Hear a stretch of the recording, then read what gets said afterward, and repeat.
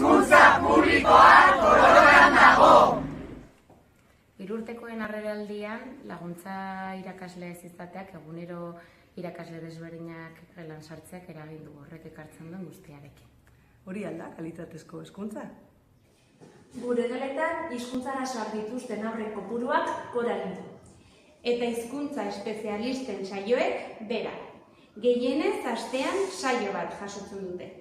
Hau da kalitatezko hezkuntza. Lehenengo urtetan, laguntzako figura desagertu da horre hezkuntzan, eta horrek ekarri du gure metodologia baldintzatzea. Hezkuntza departamentutik bultzatu nahi denean hezkuntza partekatua aurrera eramatea baldintza hauetan ezinezkoa da. Tailerrak antolatzen ditugunean ere bai, zailagoa da, kopuru handiagoa delako, eta aurren errealitateari, dagoen aniztasunari erantzutea zailagoa sortatzen da. Non dago kalitatezko hezkuntza? Koordinatzeko ordurik ez. Izugarrizko lan zama. Ikaslei laguntzeko zailtasunak. Eta prestakuntza ordu gutxiago eta lan zama handiagoa. Hau alda hezkuntza kalitatea. Hezkuntzatik eskatzen diguten burokrazia izugarria da. Eta honek, kriston denbora kentzen digu gure eguneroko lana egiteko eta baliabide didaktikoak prestatzeko. Hezkuntza premia berezia dituzten ikasleengan iristeko, espezialista ordu gutxiago ditugu. Gero ekitateaz hitz egiten gaituzte, baina gu ere eskuak lotuta ditugu guztiotara iristeko. PT eta L orduak murrizpenari dizkigute. Nola eskiniko diegu hezkuntza premia bereziak dituzten aurrei kalitatezko hezkuntza? Gelan 22 ikasle baldin baditugu eta autonomia falta baldin badute?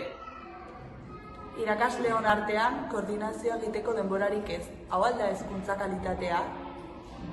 Garai batean ingeleseko saioetarako genituen natibo laguntzaileak berreskuratu nahiko genituzke ahozkotasuna hobeto lantzeko.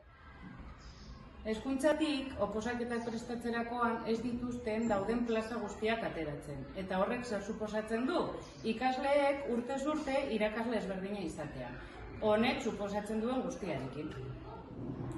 Hezkuntza inklusioaz hitz egiten digute, baina gero ez gaituzte beharrezkoak diren baliabideekin hornitzen. Hau alda hezkuntza kalitatea? Hau da gure seme-alabendako nahi dugun hezkuntza publikoa. Amaiurri ikastolako irakasleok gonbidatzen zaituztegu gurekin batera, urtarrileko 30ko grebara gurekin batzera. Eta goizean ere egingo ditugun kontzentrazio txiki horietara etortzera. Eskubidea bermatu behar da, hezkuntza eskubidea bermatu, eta horrela ezin dugu jarraitu. Eta, importanteena, inbertsio gehiago behar dugu hezkuntzarako. Gure seme-alaben etorkizuna jokuan dago momentu honetan. Animatu! 30ean denok kalera!